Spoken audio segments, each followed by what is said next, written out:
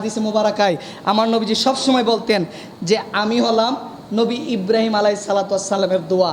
যখন ইব্রাহিম নবী খানায়ে কাবা তৈরি করা শেষ করলেন, আল্লাহর কাছে বলতেছেন, আল্লাহ তোমার ঘর এত সুন্দর করে তৈরি করলাম, এত সুন্দর করে সাজালাম, আল্লাহ নিজে মিস্তুর হয়ে আজকে তোমার ঘরটারে তৈরি করলাম, আল্লাহ আমার ছেলেকে সাথে নিয়ে তোমার ঘর তৈরি করলাম, আল্লাহ তুমি জান্নাতে ইটবালি দিয়ে আমার মাধ্যমে এই ঘরটা তৈরি করে দিয়েছো।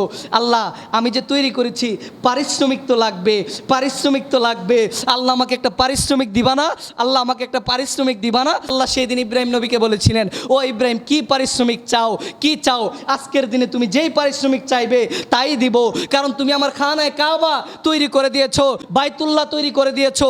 আজকের দিনে তুমি যা চাইবে তাই দিয়ে দেওয়া হবে, তোমাকে পুরস্কার হিসাবে পারিশ্রমিক হিসাবে তাই দিব। কি চাও আমার কাছে বলো।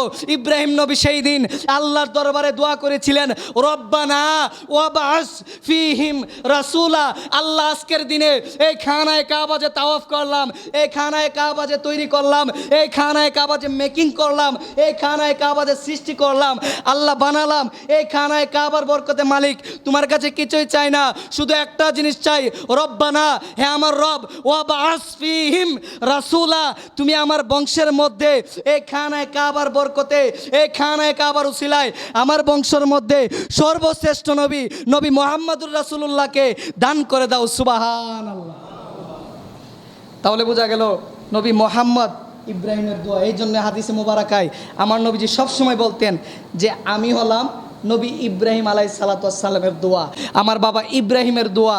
কারণ ইব্রাহিম আলাইহিস সালাতু ওয়াস সালাম আমাকে দোয়া করেছেন বলে উনার বংশের মধ্যে আমাকে পাঠালেন। এই জন্যই বলি যে ইব্রাহিম আলাইহিস সালাতু ওয়াস সালাম দোয়া করলেন খানায়ে কাবা তাওয়াফ করে, যে আল্লাহ সৃষ্টি করে, আল্লাহ এই বংশের মধ্যে নবী মুহাম্মদকে পাঠাও।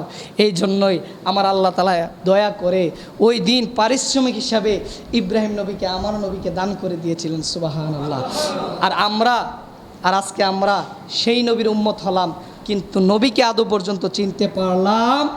হাজার হাজার বছর আগে ইব্রাহিম নবী আমার নবীকে চিনেছে, মুসা নবী আমার নবীকে চিনেছে, দাউদ নবী আমার নবীকে চিনেছে, ঈসা নবী চিনেছে, সমস্ত নবী আমার নবীকে চিনে। কিন্তু আমরা কত বড় বেগায়রত দুনিয়ার মধ্যে, চিন্তা করে দেখেন আমরা কত বড় অপদার্থ, আমার নবীকে আদৌ পর্যন্ত আমরা চিনতে পারলাম। এই আফসোস কবর পর্যন্ত থাকবে, এই আফসোস কবরে নিয়ে যাবে, কোনো লাভ হবে। এই জন্য আসেন নবীকে মহব্বত করতে হবে, ভালোবাসতে হবে। আল্লাহ তাআলা আমাদের সকলকে বেশি বেশি করে নবীকে ভালোবাসা আর মহব্বত করার তৌফিক দান করুন। সকলে পড়ি আমিন।